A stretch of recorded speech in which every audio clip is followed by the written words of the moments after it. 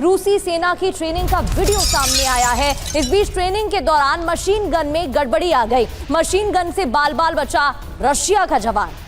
ये देखिए, ये वही वीडियो है। अचानक से मशीन गन में गड़बड़ी आ गई, जिसके बाद बाल बाल जवान बचा। ये देखिए,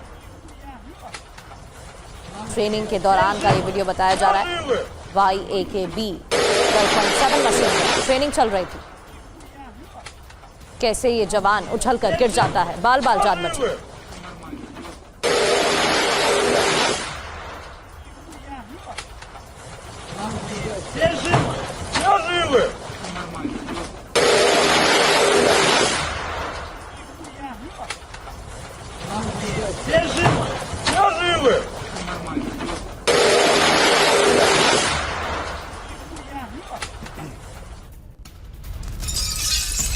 और रूस के ड्रोन हमलों से दहल गए यूक्रेनी ठिकाने। यूक्रेनी लॉजिस्टिक ठिकानों पर हमला किया गया है। हमले में यूक्रेनी सेना को नुकसान की खबर है। ये देखिए आप तस्वीरें ताजा हमले से।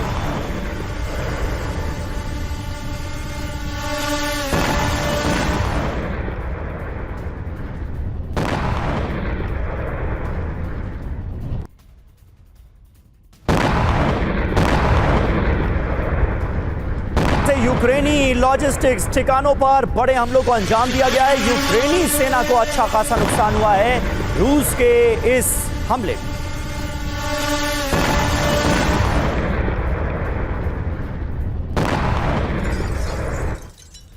और अगली बड़ी खबर पोलैंड को रुख को बता रही है। पोलैंड के विदेश मंत्री सिकोर्स्की का बड़ा दावा। पोलैंड पर हमले की योजना बना रहा है रूस। संसाधनों की कमी की वजह से हमला नहीं कर पा रहा है। सिकोर्स्की ये कह रहे हैं, हमला करने के लिए रूस के पास सेना मौजूद नहीं है। आखिर में पुतिन यूक्रेन जंग हार जाएंगे, ये पोलैंड की तरफ से कहा गया है, सिकोर्स्की की तरफ से कहा गया है।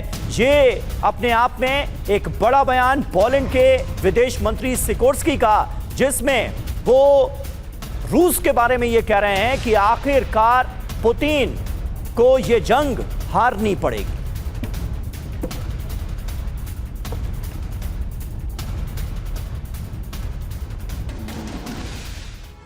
तो हालात बदल रहे हैं क्या? व्लादिमीर पुतिन के पास आर्मी की कमी है क्या? कई सवाल उठ रहे हैं। सिकोर्स्की ने क्या कहा है, ये आपको बताते हैं। रशिया पोलैंड पर हमले की योजना बना रहा है। संसाधनों की कमी की वजह से हमला नहीं, वहीं हमले के लिए रूस के पास पर्याप्त सेना नहीं है।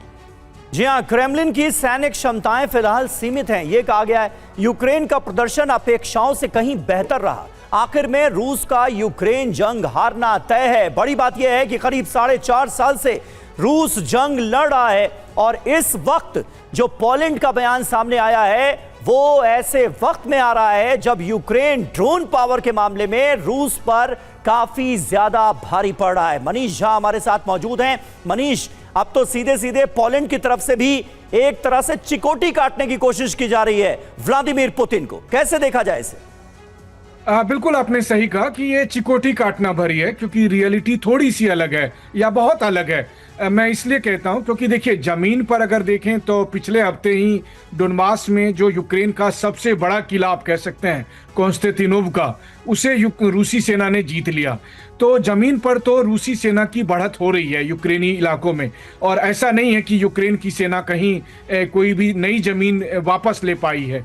हाँ, ये बात है कि ड्रोन के हमले की वजह से मॉस्को, सेंट पीटर्सबर्ग में या तमाम जगह पर, ऑयल रिफाइनरी में, दूसरे जगह पर आप दहला सकते हैं, अटैक हो सकता है, लेकिन उसकी वजह से आपको आपकी जमीन वापस नहीं होगी। तो ये दोनों का एक फर्क है। तो हेडलाइन के लिए तो बहुत अच्छी बात है कि रूस में जो ऑयल रिफाइनरी में जो आग लगती है वो हेडलाइन के लिए बहुत अच्छी बात है, लेकिन क्या यूक्रेन को जमीन वापस मिलेगी? नहीं मिलेगी। तो पोलैंड अगर ये सोचता है कि रूस एक दिन हार जाएगा, तो मुझे लगता है कि ये दिन में देखे जाने वाले सपने हैं।